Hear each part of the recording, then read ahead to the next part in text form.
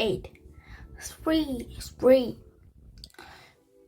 Cur, Jack, cur, knee. Teddy croaked. Teddy was speaking Raven now, but Jack understood him perfectly. Teddy had said, "Sorry, Jack and Annie." Annie stepped forward. She fluttered to the window ledge and perched with Teddy. "Girl, quack," she croaked. "That's okay. It is fun." "Quack," Jack squawked. "Fun?" "Grow, ja," croaked Annie. "Cur, spree. Come on, Jack, let's fly." Annie and Teddy lifted off the ledge and disappeared into the moonlit mist. "This can't be real," thought Jack. "It can't be real." He looked at his feather and claw. He stretched out his bright wings. Then he laughed. He flapped them both. Before he knew what was happening, he lifted clumsily off the floors and landed on the window ledge. Jack saw Annie and Teddy flying around in the moonlight. They were zipping about like aerobat, diving and tumbling through the air. "Knee, cow," Jack croaked. "Annie, come back. Spree, spree," she called. "Fly, fly. Knee." Annie rose from the dive. In one easy scoop, she glided up the step beside Jack on the window ledge. "This is so much fun, Jack," she croaked. "Don't just sit there. Sit here." Teddy flew by them. "I'm off to the mountain top," he croaked. "Fly with me." "Come on, Jack," croaked Annie. She took off after Teddy, swooped through the cold night air. Oh man, far clutched Jack's small raven heart. "I have definitely entered the tunnel of fear now," he thought. Merlin's word echoed in his mind. "Proceed onward with courage, and you will come out into the light." Jack looked out at the night. He closed his eyes. He jumped off the ledge. Jack was falling. He opened his eyes and flapped. His wings lifted him up. He steadied himself. He hovered in the cold night air, his eyes darting from right to left. He looked down. He nearly fainted. The castle courtyard was far below. Jack flapped wildly. He glided. He flapped again. He glided. Flapping and gliding, he climbed higher and higher into the sky. Finally, Jack caught with Annie and Teddy. They were circling in the air, waiting for him. "Rock!" Jack croaked. "Onward!" The three of them flew together through the moonlit night, heading for the nest of the Raven King. Except for the swishing of the wings, they made no noise. They soared up the side of the mountain past hemlock and the tall pines. They flew through long misty clouds. As they glided toward the mountain peak, Teddy let out a low crack. "Raven's troop!" Jack peered through the night. He couldn't believe his eyes. In the white moonlight, he saw thousands of ravens roosting on rocky ledge. Jack, Annie, and Teddy kept flying. They soared above the troops, higher and higher, toward the craggy peak of mountain. When they reached the top, Teddy let out a squawk. "There it is," he croaked. "The nest of the Raven King." Chapter 9. A Piece of the Star. Teddy dropped down to the ledge. Jack and Annie followed. Hidden in the shadow, they crouched together, their dark feathers touching. They peered out at the moonlit lair of the Raven King. The king giant nest was tucked under the rocky overhang. It was made of mud, twisting, and long strips of tree bark. 2 raven sentries were gathering in its dark entrance. "Okay," Jack softly croaked. "What's the plan?" Listen carefully, Teddy answered. In tiny, quick, and calls of raven whispers, he spelled out the plan. I'll distract the guard. Annie, you keep watch at the entrance. Jack, you go inside the nest and get a diamond. Then both of you head back to the castle and wait for me there. What about the Raven King? Croaked Jack. I said he's not here, croaked Teddy. I see no legends of bodyguards, but we should hurry before he returns. Jack had lots more questions about the plan, but before he could ask them, Teddy lifted up his perch and flew toward the entrance. Let's go, cried Annie, rising into the air. Jack was in a panic. He flapped out his feathers and croaked, Wait, you guys! But it was too late. Teddy was already dive-bombing the raven sentries. Ark, ark, ark!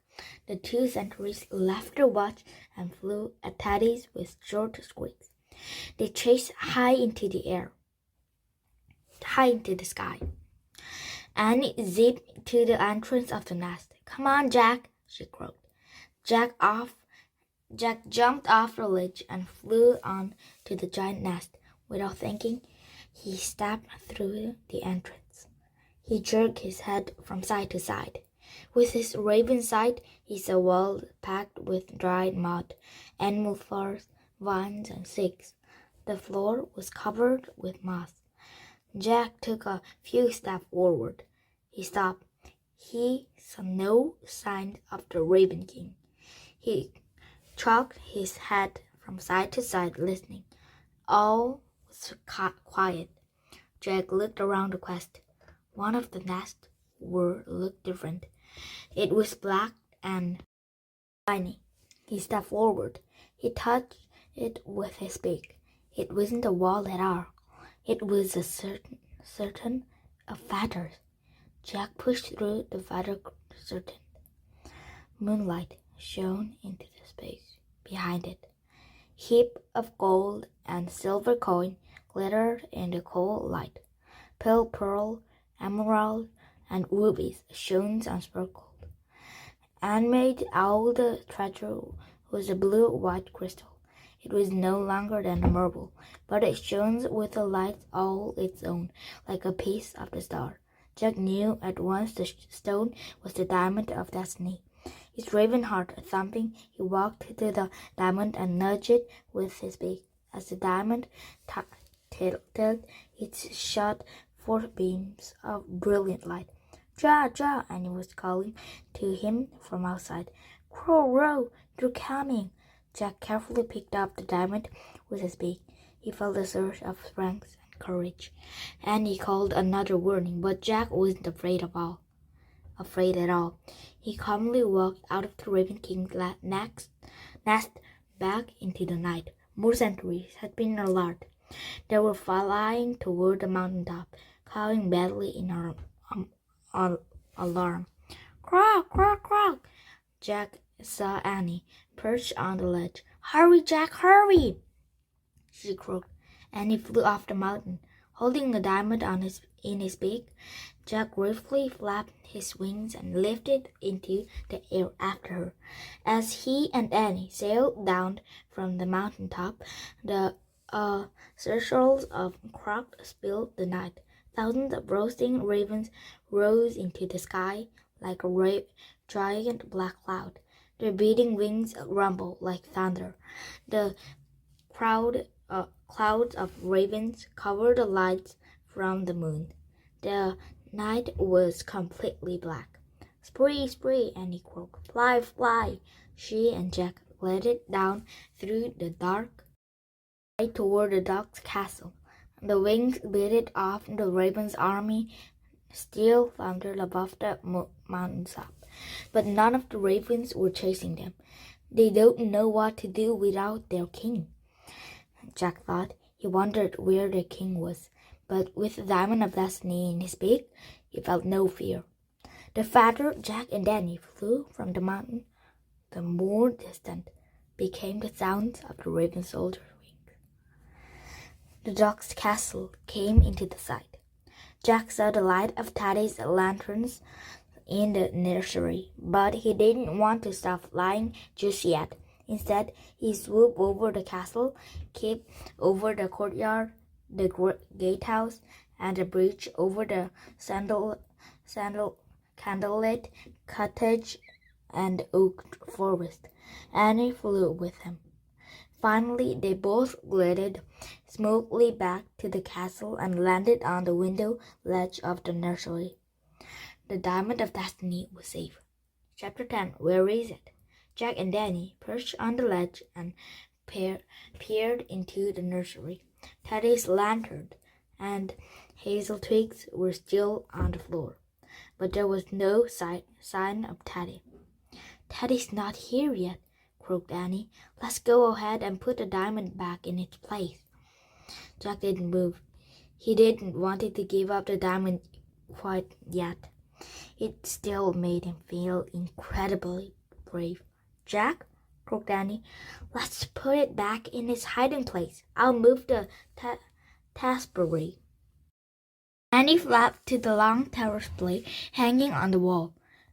Whirling in the air, she took its edge in her beak.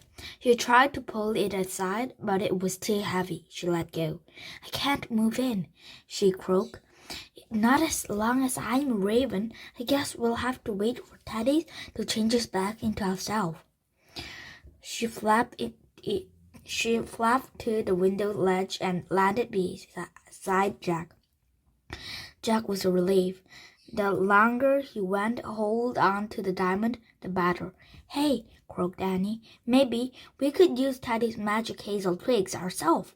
I can come up with better rhymes than him anyway. It won't hurt to try." Jack shook his head, but Annie didn't notice. She hopped down to the hazel twigs under the window. She carefully picked it up with her beak. She fluttered back up to the ledge beside Jack. Then she moved her head from side to side, passing the twigs over Jack's feathers heads, his body, his wings, and his claws. The twigs passed over her furry body and wings as well. With the twigs still in her beak, she made a deep croaking sound. "Ha ha, really? Georgia Acne. Oh, hazel twigs from hazel tree. Make him Jack and make me me." There was a mighty roll and a flash of light and a blast of heat. Then Jack heard Annie giggle. "Yippee, I made a magic work for us. Look!" She looked down at his arms and legs and feet. "Oh man," he breathed. Acne and Jack were gone. Annie and Jack were back. Jack wiggled his finger and toes. He felt his face, his mouth, his nose, his ears. He loved having his own body back. "Teddy's going to be so surprised," said Annie. "Act like he's the only kid who can do magic." She looked around the nursery. "Hi, we're back," she called to the invisible children. "Guess what? We've got a diamond." "The diamond? Where is it?" said Jack. "I must drop it when you change us." Suddenly, they heard a swoosh and a flapping out the window. "Teddy!" cried Annie. She and Jack whirled around, but Teddy wasn't there. Instead, perched on the ledge of the nursery window was a horrifying creature. He was part human and part raven. He had silky feathers for hairs and a beak for a nose, sharp claws, and a billowing feathers cape that glistened in the moonlight like shiny black armor. "Good evening," said the Raven King. Chapter 11, or Owls. Jack and Danny was too stunned to speak. Staring at the bewildered creature, Jack remembered the story of the Raven King, how the king had wanted to be a bird, and how had stolen the spell from the Wizard of Winter, how the spell had worked only halfway and left him half bird and half human. The Raven King jumped from the window to the floor. One by one, his raven bodyguard swooshed into the room after him. At least 20 ravens came through the window. Soon, Jack and Danny were surrounded by dark wings, sharp beaks, and bright eyes. Once his guard was in place, the Raven King twisted his head from side to side, looking from Jack to Annie. "Where are you two ravens who stole my diamond?" he asked in a raspy voice. "What diamond?" asked Annie. What raven?" asked Jack, his voice trembling. He wished desperately that he still had a diamond of destiny to give him strength and courage. "The ravens that came to this castle after raiding my treasure room," said the Raven King. "Where are they hiding?" Jack tried to imagine that he was still holding the diamond. "We don't know anything about them," he said in a low, steady voice. Pretending to hold the diamond actually made him feel brave. "You don't know anything about them?" said the Raven King. "No," said Jack. "You must have a round castle." "Ah, the round castle," said the Raven King. "Yes," said Jack. "Perhaps you're right," said the Raven King. "But are you certain you haven't seen them? They look very much like this little one here." The Raven King threw his cape over his shoulders and held up an iron bird cage. A raven was held captive inside. "Ah, Agni!" the raven croaked. "Teddy!" cried Annie. "His name is Teddy?" said the Raven King. "How charming! I've got a Teddy. I think you make a wonderful pet, don't you?" "I think he'll make a wonderful pet, don't you?" Jack was horrified to see Teddy's trapped in Raven King's cage. It's not charming," he said. "It's cruel. You better let him go, or else." "Yeah, let him go," said Annie, "or else." "Or else?" said the Raven King. "Or else what?" With backward jerk of his head, he laughed a wrathful laugh. As the king laughed, Jack glanced at the floor under the window. He saw the hazel twigs. He moved forward it. The Raven King caught sight of it. He laughed stopped abruptly. "Cree-quah!" he croaked to one of his bodyguard. Jack dashed for the twigs, but before he could grab it, the king bodyguard had swooped across the floor and picked up the twigs in his beak. As the raven carried it to the top of the window, Jack noticed that one of his tail's feathers was being bent. "Jack, look, it's Rock," said Annie. She called out to the bird, "Rock, Rock!" From his perch above the window, the raven looked down at Annie. "Rock, it's me, Annie," she said. I helped you when the people in the village threw stones at you, remember?" "What nonsense," croaked the Raven King. "Bring me the stick, bird." Rock did move. Gripping the hazel twigs in his beak, he stared down at Annie. "Give the twigs to Jack, Rock," she said, "so he can turn Teddy back into the boy." "So what ugly little stick is the magic wand, is it?" said the Raven King. "Bring it to me, bird, now." "Don't do it, Rock," said Annie. "Don't let him boss you around anymore." The raven stared at Annie for a moment. His dark brown eyes. He looked at the Raven King. He looked back at Annie. Then he swooped down to Jack and dropped the hazel twigs at his feet. Jack grabbed it. "Theater!" the Raven King shrugged at Rock. "You pay for this." He lunged toward the raven. Rock tried to escape, but the king grabbed him by the throat. Jack had to save Rock. He pointed at the twigs at the Raven King's back and shouted, "Oh, hazel twigs from hazel tree, making what he wanted to be." A deafening wind rolled through the room. A blinding light flashed. Then all was clear. The Raven King had vanished. His cape laid on the floor. Rock hoped away, unharmed. From under the feather cave came the hoarse cry, "Ugh!" Annie lifted the cape and uncovered a tiny raven. "Oh," she said softly. The bird stretched out his scrawny neck. "Ah," he croaked again. "Hello yourself," Annie said, smiling. She stroked the downy feathers on the creature's head. Then she looked up at Jack. "How did you come up with that rhyme?" "It just came to me," said Jack. "I knew I had to save Rock, but I didn't want to hurt the Raven King. I think I actually felt sorry for him." "So you helped him finally get what he wanted," said Annie. "You turned him into a baby raven." "Yeah," Jack said. "Now he can live his whole life as a bird." Rock flew up to the window ledge. He looked around at the other raven. It was clear he had become their new leader. "Grow, grow," Rock croaked. He stepped aside.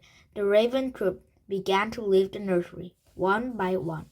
Two of them herded the new member of the flock as he timidly flapped his small wings. Rock was the last to leave. He stared at Annie and Jack with a long gaze. Then he lifted off the window ledge and flew away into the light of the silver dawn. Chapter 12. A New Day. Quick! A little croak came from the cage on the floor. "Teddy!" cried Annie. "We almost forgot you," said Jack. "Quick!" Teddy croaked again. "Let me change him back," Annie said to Jack. "Okay, but let me get out of the way first," said Jack. He handed Annie the hazel twig. Then he quickly stepped over to the window. Annie moved closer to Teddy's cage. She closed her eyes and thought for a moment.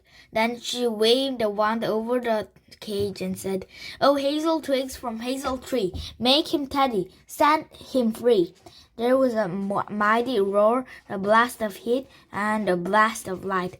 Then the cage was gone, and Teddy was a boy again, sitting on the floor. "Yay!" said Annie. "Nicely done," said Teddy. "Thanks."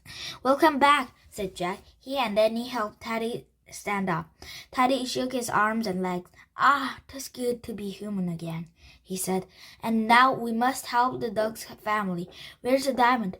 "We lost it," said Annie. "Yeah, I had it in my beak," said Jack, "but I must have dropped it when Annie changes back into herself." "Don't worry," said Teddy. "It must be here somewhere." The three of them got onto their hands and knees and started crawling around the floor of the nursery. There was no sign of the diamond. Suddenly, Jack heard Teddy's gasp. "Oh my!" Teddy whispered. "Look!" He was staring at the corner. The diamond of destiny was rising from the basket of wool by the spinning wheel. "The ghost squirrel must have hidden it when the Raven King came," whispered Annie. The diamond moved slowly toward Jack and stopped in front of him. Jack held out his hands, and the diamond settled into his palm. "Thank you," Jack said to the ghost squirrel. I'll put it back in its place now." Carefully holding the diamond, Jack crossed the room. Annie pulled the tapestry aside, and Jack opened the golden doors of the cabinet. He looked one last time at the shining stones. "I really felt brave when I was carrying this diamond," he said softly. "Jack," said Annie, "you were pretty brave just now without it." "Indeed you are," said Teddy. Jack smiled. He carefully put the diamond of destiny back in its place and closed the wooden golden door. Then Annie covered the cabinet once more with the tapestry. The air in the nursery grew warmer. A girl began to take shape beside Teddy. She wore a white nightgown. She had dark curly hair. She was about Teddy's age.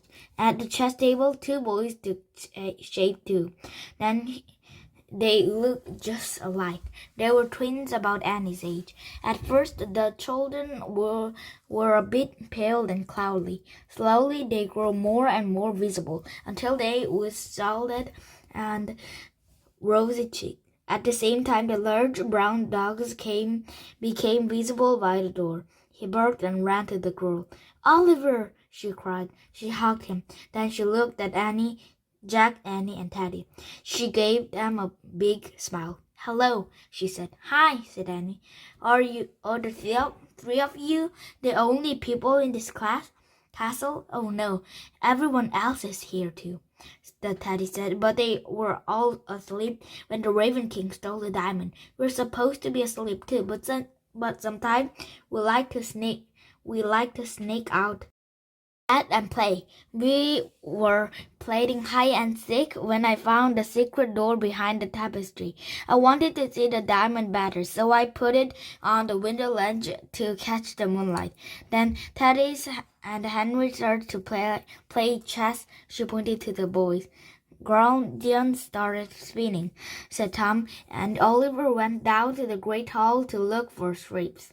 That's when the Raven King swooped down window and stole the diamond," said Gondolin.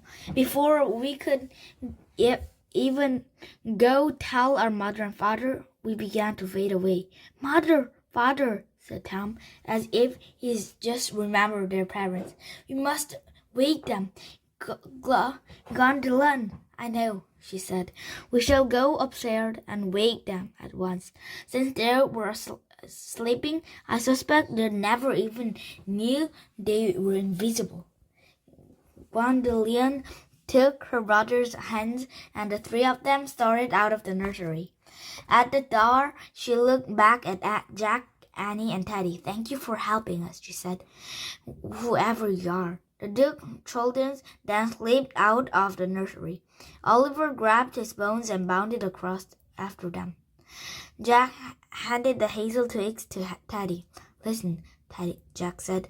"I don't think this is something that kids should play with, even sorcerer kids. You better give it back to your cousin." "Aye, perhaps that is a good plan," said Teddy. He grinned impatiently as he slipped the twigs back into his pocket. Then he gastled toward the door. "Shall we?" Jack and Danny nodded. Teddy picked up his lantern and blew out the candle. Then he let them all out of the castle nursery into the hallway. As they started down the castle, servants rushed by. "Ring the bell," one said. "Bring water for the dukes and ditches," said another. "We're going to be late start today," said the third. Jack, Annie, and Teddy kept winding down the stairs, past the great hall, past the armor room, down to the entrance of the keep. As they stepped into the courtyard, bright sunlight shone on the castle tower. The began to ring. Roosters crowed, horses neighed. Servants was making the big cooking fire. A blacksmith was pounding his anvil. A milkmaid was hauling her pail. In the bright daylight, Jack, Annie, and walked through the busy courtyard. Then they passed through the gatehouse and crossed the wooden bridge. When they got to the other side, they looked back. Archer now stood guard on top of the castle wall. Teddy waved to them. They looked at Jack and Danny. "Order has returned to the castle," he said. "Our mission is done." Laughing, they ran through the patch of trees toward a small village. As they hurried along the dirt path past the cottage, they saw a villager in the doorway. They were all staring in the direction of the ringing castle bell. Maggie, the old woman, grinned toothlessly at the three of them. "The bells are ringing again," he said in a cranky voice. "Yes," said Teddy. "The boys and the girls and the hounds dogs are back. And there's nothing to be afraid of anymore. The whole castle is alive and well." Jack, Annie, and Teddy left the village and headed for the woods. As they walked through the fallen leaves, sunlight filtered down through the tree branches. Merlin's words echoed in Jack's mind. You are about to enter a tunnel of fear. Proceed onward with courage, and you will come out into the light. Jack looked around. The forest was bright with the most beautiful golden light he had ever seen. 13. Jack and Annie's magic. Jack, Annie, and Teddy crunched through the fallen tree leaves until they came to Merlin's oak. They found the hidden doors near the rope ladder. Teddy pushed on the bark. The door opened. One by one, they slid into the candlelit hollow of the tree trunk. Merlin was sitting in his tall wooden chair. So, you restored order to the castle? He said calmly. Yes, sir, said Teddy. Had to use a bit of magic, but now all is well. Your rhyming must have improved, Merlin said to Teddy. Teddy grinned sheepishly. Well, to be truthful, the real magic was not in my rhymes. 'Twas the magic was Jack and Annie's courage and kindness that saved the day, and saved me too. Indeed, said Merlin. Aye, said Teddy. They have a magic as powerful as any sorcerer rhymes or enchanted hazel twigs. Merlin raised a bushy eyebrows. Enchanted hazel twigs, he said. There's only the figures of fish. And Teddy said quickly. Merlin turned to Jack and Danny. I thank you for your help, he said. All the rhymes of Camelot thanks you. You're welcome, they said. Merlin stood up. Come along, my boy, he said to Teddy. I'll help you speed you back to Morgan's now. My research is done. We must return this rare book to her library. He reached down and picked up the stack of ancient-looking books from the floor. He piled them into Teddy's arm. Teddy turned awkwardly with his books. Then he and Danny followed Merlin out the heart of the oak. The sun had risen higher in the sky. The wood was still. Teddy peered over the top of the book. I suppose we must say goodbye now, he said to Jack and Danny. Will we see you again? Asked Annie. When the duty called, I suppose, said Teddy. He looked at Merlin. The magician smiled. Will you able to find the way home all right? Teddy asked them. Oh, sure. The treehouse will take us back. He and Annie looked at the magic treehouse at the top of the oak. The sudden gust of wind rustled the leaf. Teddy and Annie, Jack and Danny turned back to Merlin and Teddy, but they were gone. Bright yellow leaves swirled and danced in the spot where they'd been standing. Wow, said Annie. Yeah, said Jack. Well, said Sid. Onward? Homeward, said Jack. Annie started up the rope ladder. Jack followed. When they climbed inside the treehouse, Merlin's lift invitation was fluttering on the floor. Before it could blow out the window, Annie grabbed it. She pointed to the word Frog Creek. I wish we could go there, she said. The wind started to blow. The treehouse started to spin. It spun faster and faster. Then everything was still. Absolutely still. Jack opened his eyes. He and Annie sat quietly on the floor of the treehouse for a moment. Jack looked at the window. High overhead, the bird was soaring through the dusty sky. Jack could hardly believe that just a little while ago he'd been a bird himself. Ready to go home? Said Annie. Jack nodded. There was no way to explain what has just happened to them, he thought. There was no way even talk about it. Annie carefully placed Merlin's autumn leaf in the corner of the treehouse, next to their royal Christmas invitation. Then she and Jack climbed down the rope, down the ladder, and started through the woods. In the gathering dark of Halloween night, nothing seems very spooky. Jack knew all the trees. He knew the familiar path out to the streets.